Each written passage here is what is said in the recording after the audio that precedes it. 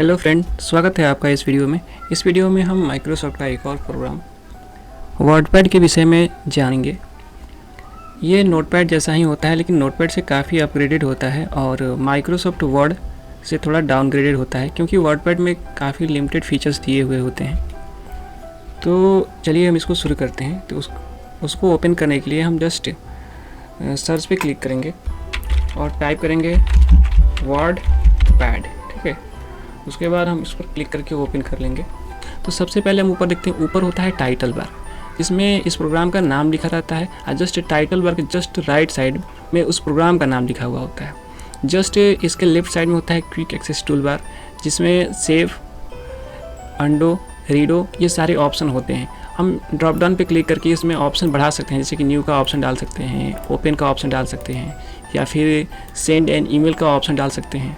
बहुत सारा ऑप्शन जो यहाँ पर दिया गया है इसको हम डाल सकते हैं, ठीक है, और यहाँ से हटा भी सकते हैं हम, ठीक है। तो ये होता है क्विक एक्सेस टूल बार। अब जस्ट टाइटल बार के राइट साइड होता है ये क्लोज बटन होता है, ये होता है मैक्सिमाइज और restore button.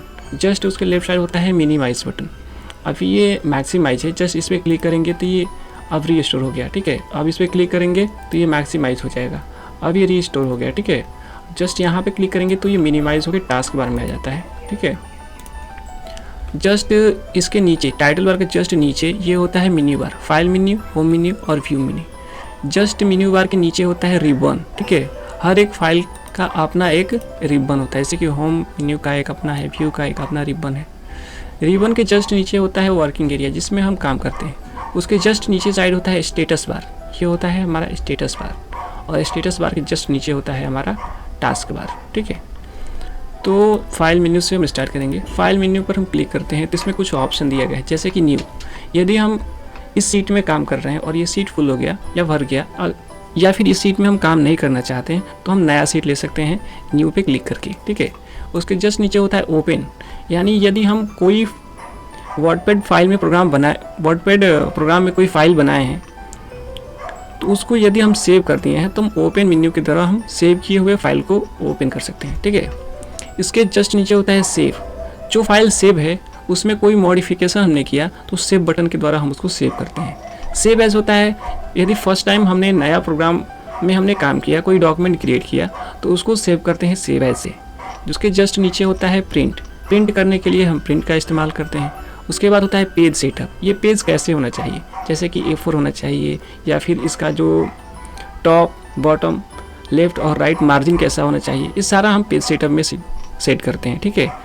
Send in email, इस पर क्लिक करके हम डायरेक्ट मेल हम भेज सकते हैं। अबाउट वर्डपैड में होता है इसके वर्जन के विषय में बताया गया होता है कि ये वर्डपैड का कौन सा वर्जन है। उसके जस्ट नीचे होता है एग्जिट, यानी उस वर्डपैड से बाहर निकलने के लिए हम एग्जिट मेन्यू का इस्तेमाल करते हैं, ठीक है। ये सारे ऑप्शन के विषय में हम नोटपैड में भी बता चुके हैं, वर्डपैड में भी बता रहे हैं, ठीक है।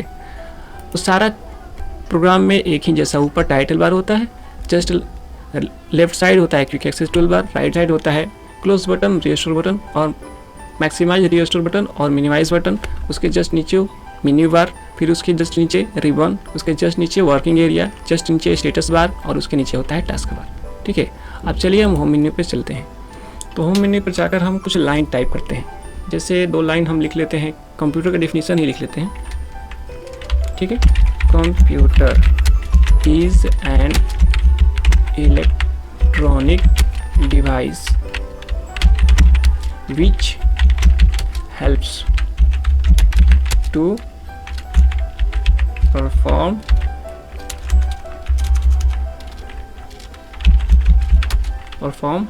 arithmetical and logical operation, ठीक है।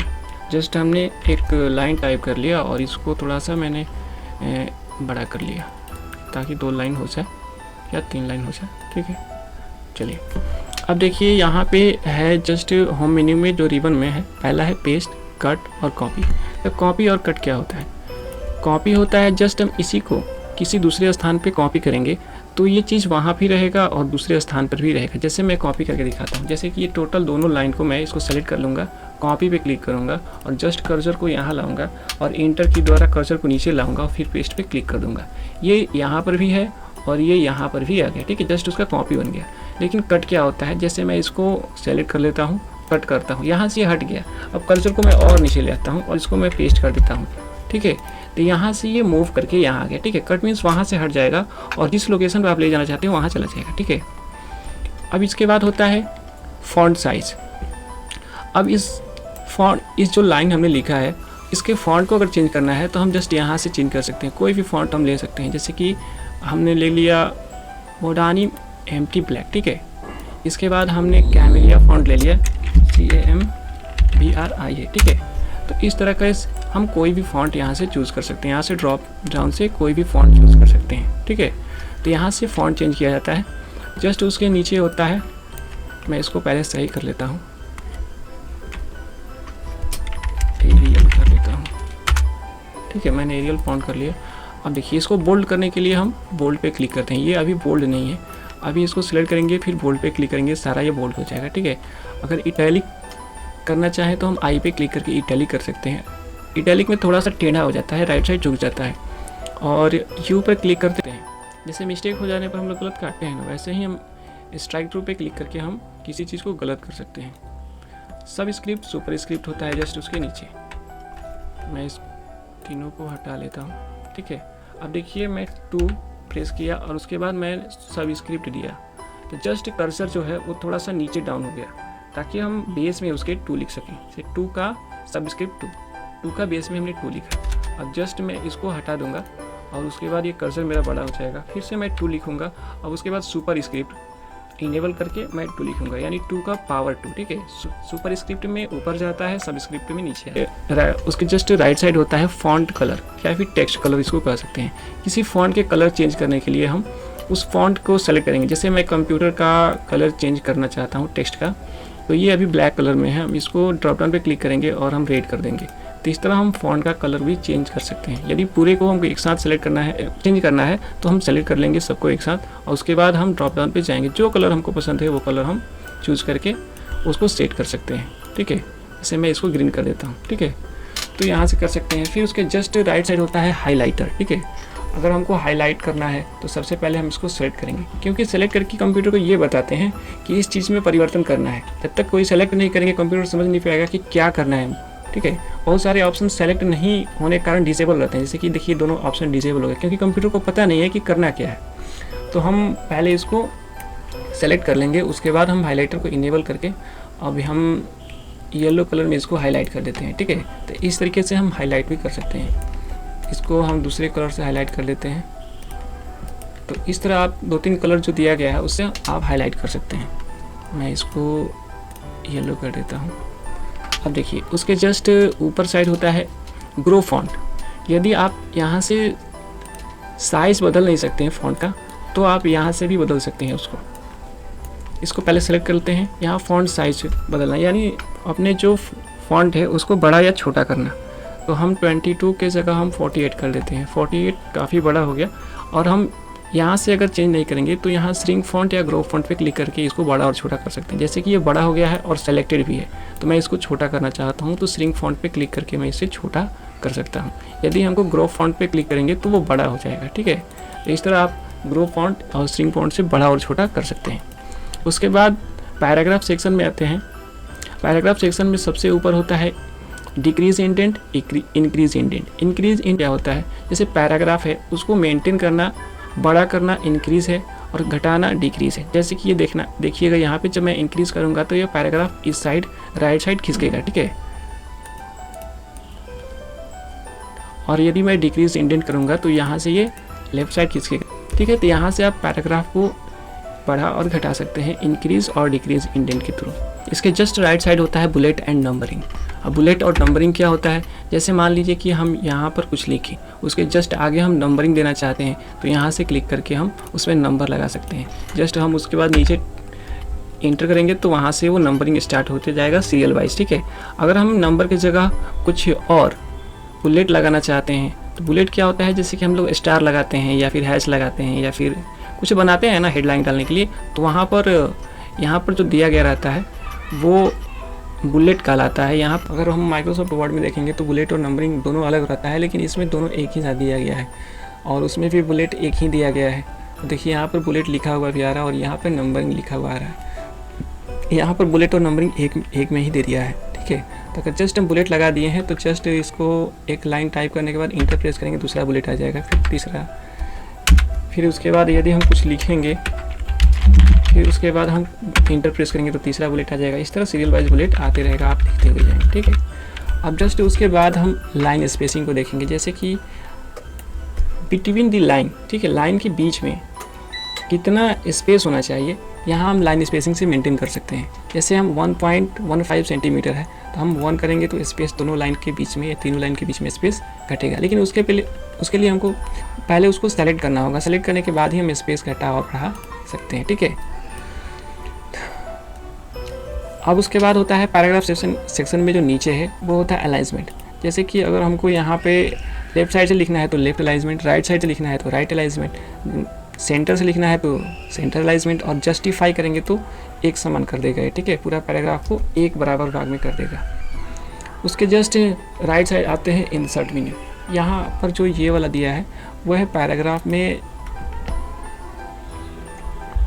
जो लाइन होता है, मार्जिन होता है, इंडेंटिंग को यहाँ पे हम यहाँ से इंडेंटिंग सेट कर रहे थे, लेकिन अगर यहाँ से इंडेंटिंग नहीं सेट करना चाहते हैं, आप अपने मेंशन करना चाहते हैं, आप स्वयं ही मेंशन करना चाहते हैं कि इंडेंटिंग लेफ्ट में कितना होगा, राइट में कितना होगा, फर्स्ट लाइन का कितना होगा, लाइन के बीच में स्पेस कितना होगा, ये सारा चीज़ आप यहाँ से आप एक बार में सारा चीज़ पैराग्राफ का जो भी फंक्शन है, इंडेंटिंग हो, अलाइनमेंट हो, लाइन स्पेसिंग हो, सारा चीज़ आप यहाँ से मेंटेन कर सकते हैं।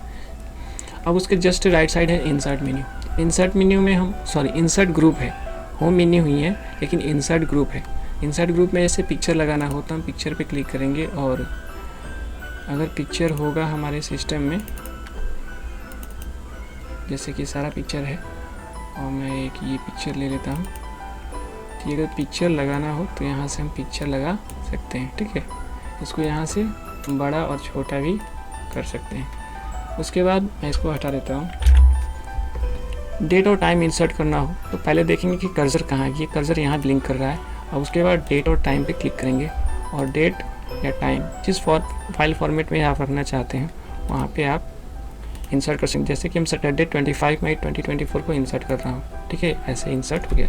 अगर हमको टाइम इंसर्ट करना है तो हम जस्ट डेट और टाइम पर जाएंगे फिर से, और नीचे वाला जो टाइम है उसको क्लिक करके सेलेक्ट करके ओके पर क्लिक करेंगे, टाइम भी इंसर्ट हो जाएगा, ठीक है। उसकी जस्ट राइट साइड होता है इंसर्ट ऑब्जेक्ट। इंसर्ट ऑब्जेक्ट क्या होता है, जैसे कि मान लीजिए कि अभी हम वर्डपैड में काम कर रहे हैं, लेकिन हमको क्या करना है कि कोई टेबल बनाना है। टेबल तो यहाँ बना नहीं सकते हैं क्योंकि इतना फीचर्स दिया नहीं है इसमें, तो फीचर्स दिया नहीं है तो हम टेबल के तो हम एक्सेल सेलेक्ट करके उसके बाद हम ओके कर देंगे और यहाँ पर अपने टेबल बना लेंगे। जैसे कि मैं 1 2 3, फिर उसके बाद नीचे में भी टाइप कर देता हूँ 4 5 6, ठीक है। इतना टेबल को मैं अपने वर्डपैड में, ये तो टेबल एक्सेल में बना है ना माइक्रोसॉफ्ट एक्सेल में, लेकिन हम तो अभी वर्डपैड में काम कर रहे हैं, तो इंसर्ट ऑब्जेक्ट के थ्रू एक्सेल में कोई भी टेबल बनाकर या फिर वर्ड में कोई चीज़ लिख कर हम वर्डपैड में ला सकते हैं। जैसे कि मैं इसको लाता हूँ, इस पर मैं क्लिक करके अपडेट पे क्लिक कर दूँगा और उसके बाद कट कर दूँगा, ये देखिए यहाँ पर आ गया, ठीक है। तो इस तरीके से आप कोई भी माइक्रोसॉफ्ट वर्ड या फिर एक्सेल या फिर पावर पॉइंट में कोई भी बदलाव करके यहाँ पर आप इंसर्ट कर, डायरेक्ट इंसर्ट ऑब्जेक्ट के थ्रू, ठीक है। मैं इसको हटा देता हूँ। उसके जस्ट राइट एडिटिंग ग्रुप, ठीक है। एडिटिंग ग्रुप में क्या करेंगे हम, फाइंड और रिप्लेस सेलेक्ट ऑल। तो हम इसको देखेंगे फाइंड क्या होता है, रिप्लेस क्या होता है और सेलेक्ट ऑल क्या होता है। तो जस्ट हम फाइंड पे क्लिक करेंगे। अब जो भी चीज़ हम लिखे हुए हैं अपने वर्कशीट में, वर्क एरिया में जो भी चीज़ हम लिखे हैं, जैसे कि हम computer is electronic device which is help to perform mathematical and logical, देखिए लॉजिकल का स्पेलिंग गलत है, लॉजिकल ऑपरेशन। इसमें हमको कोई शब्द है जैसे कि एंड है, एंड को हमको ढूंढना है, या फिर एंड हमने कई बार लिखा है, यहाँ पे मैं 2 बार और लिख देता हूँ, ठीक है। एंड हम कई बार एंड वर्ड का यूज़ किए हैं, तो हमको क्या करना है, इसको ढूंढना है। ठीक है, तो ढूंढने के लिए हम फाइंड वर्ड पर क्लिक करेंगे और फाइंड वर्ड जो डायलॉग बॉक्स है उसमें लिखेंगे एंड। ये फाइंड ऑप्शन का इसलिए यूज़ करते हैं ताकि हमने तो एक पेज में ही बना के रखा है, लेकिन जब हम काम करते हैं तो 10, 20, 30, 40, 50 पन्ना में भी काम करते हैं। तो उतने पन्ना में जब हम काम करते हैं तो कोई पार्टिकुलर शब्द या फिर वर्ड को पूरा ढूंढना उस 50 पेज में, पूरा डॉक्यूमेंट में थोड़ा सा कठिन कार्य हो जाता है। तो उसके लिए हम फाइंड का उपयोग करते हैं। जस्ट जिस वर्ड को हमको फाइंड करना है, जस्ट उस वर्ड को हम लिखेंगे, उसके बाद हम फाइंड नेक्स्ट पे क्लिक करेंगे। देखिए पहला बार ये एंड ढूंढ लिया, फिर फाइंड नेक्स्ट, उसके बाद का एंड, फाइंड नेक्स्ट, फिर उसके बाद का और उसके बाद का। ठीक है, अब क्या करेंगे कि हमको मान लीजिए कि एंड को रिप्लेस करना है किसी और शब्द के साथ, किसी और वर्ड के साथ। तो पहले फाइंड में तो लिखेंगे कि किस शब्द को हमको ढूंढना है, और रिप्लेस विथ में हम मेंशन कर देंगे किस शब्द के साथ उसको बदलना है। जैसे मैं इसमें लिख देता हूँ ऑफ, फाइंड को ऑफ के साथ बदलना है, एंड को ऑफ के साथ बदलना है। तो हम जस्ट ऑफ लिखेंगे और रिप्लेस पर क्लिक करेंगे तो जस्ट जो सिलेक्टेड है वो रिप्लेस होगा।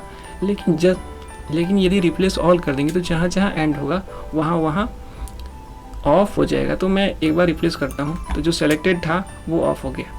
अभी ये सिलेक्टेड है, मैं रिप्लेस पर क्लिक करूँगा तो ये ऑफ हो जाएगा, लेकिन रिप्लेस ऑल पे क्लिक कर दूंगा तो सारा रिप्लेस हो जाएगा। जहाँ जहाँ एंड था वहाँ ऑफ हो गया। ठीक है, इसके बाद हम आते हैं व्यू मेन्यू पर। तो व्यू मेन्यू पर मैं इस डॉक्यूमेंट को जूम करने के लिए हम जूम पे क्लिक करेंगे। जूम आउट यानी डॉक्यूमेंट को पुनः छोटा करने के लिए हम जूम आउट पे क्लिक करेंगे। 100%, जैसे मान लीजिए कि हम अभी 150% पे हैं तो हम एक एक स्टेप में कम आएंगे, लेकिन 100% पे क्लिक करेंगे तो ठीक है। रूलर, ये जो ऊपर इन पैराग्राफ का रूलर दिख रहा है वो यहाँ से हम इसको हटा सकते हैं और इसको इनेबल भी कर सकते हैं। स्टेटस बार जो ये नीचे दिखाई दे रहा है, यहाँ से हम इस पर अनचेक करके इसको हटा सकते हैं और इसको ला भी सकते हैं। वर्ड रैप क्या होता है? वर्ड रैप जैसे कि हम इस डॉक्यूमेंट में काम कर रहे हैं, काम करते हुए यदि हम वर्ड रैप करके रखे हुए हैं और रैप रूलर रखे हैं, तो जो रूलर है, ये जो रूलर है और जहाँ इंडेंटिंग सेट है, इसका मार्जिंग यानी इंडेंटिंग जो सेट है यहाँ पे, तो वहीं से वो लिखना स्टार्ट करेगा और उसी के बीच तक लिखेगा। लेकिन हम नो रैप पे क्लिक कर देंगे तो ये जो इंडेंटिंग है और रूलर है इस सबको ये नहीं दिखेगा और ये लिखना स्टार्ट कर देगा। और उसके बाद हमने कर रखा है नो रैप। तो नो रैप करने का अर्थ है कि जब हम इसको कॉपी करके आपको दिखा देते हैं, जस्ट इसको मैं पेस्ट कर देता हूँ, तो ये अब राइट साइड जा रहा है। ठीक है, ये राइट साइड जा रहा है, लेकिन जस्ट हम इसको वर्ड रैप को हम रैप टू विंडो पर क्लिक कर देंगे तो जहाँ स्क्रीन रहेगा उस स्क्रीन के अंदर ही लिखेगा, इधर नहीं जाएगा। ठीक है, राइट साइड नहीं बढ़ेगा, स्क्रीन के अंदर ही रहेगा। ये इतना बड़ा स्क्रीन है तो स्क्रीन के अंदर ही रहेगा।